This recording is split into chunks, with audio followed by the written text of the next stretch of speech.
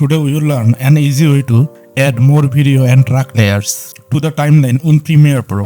First, notice that there are only 3 video layers above and 3 audio layers below. Now we are going to increase the number of video layers. To do this, right click and go to the Add Tracks option. Here you will see 2 options, one for video tracks and another for audio tracks.